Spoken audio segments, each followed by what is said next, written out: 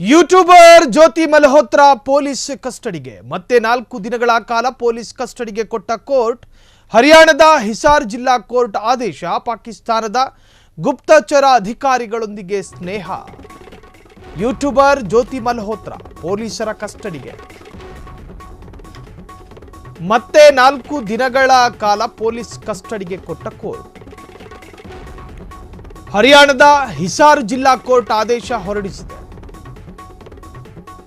ಪಾಕಿಸ್ತಾನದ ಗುಪ್ತಚರ ಅಧಿಕಾರಿಗಳೊಂದಿಗೆ ಸ್ನೇಹ, ದೇಶ ವಿರೋಧಿ ಕಾರ್ಯ, ಭಾರತ ಸೇನೆಗೆ ಸಂಬಂಧಪಟ್ಟ ಸೂಕ್ಷ್ಮ ಮಾಹಿತಿಗಳ ರವಾನೆ. ಈ ವಿಚಾರಕ್ಕೆ ಸಂಬಂಧಪಟ್ಟ ಹಾಗೆ ಭಾರತದಿಂದ ಹೊರಹಾಕಲ್ಪಟ್ಟ ಪಾಕ್ ಅಧಿಕಾರಿ ಜೊತೆಗೂ ಕೂಡ ಸಂಪರ್ಕ ಇಟ್ಕೊಂಡಿದ್ರು.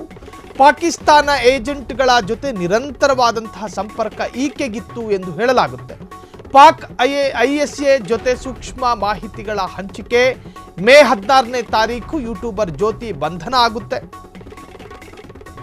ಇನ್ನೂ ಹೆಚ್ಚಿನ ವಿಚಾರಣೆ ಅಗತ್ಯ ಅಂತ ಹೇಳಿ ಪೊಲೀಸ್ ಕಸ್ಟಡಿಗೆ ತೆಗೆದುಕೊಳ್ಳಲಾಗಿದೆ.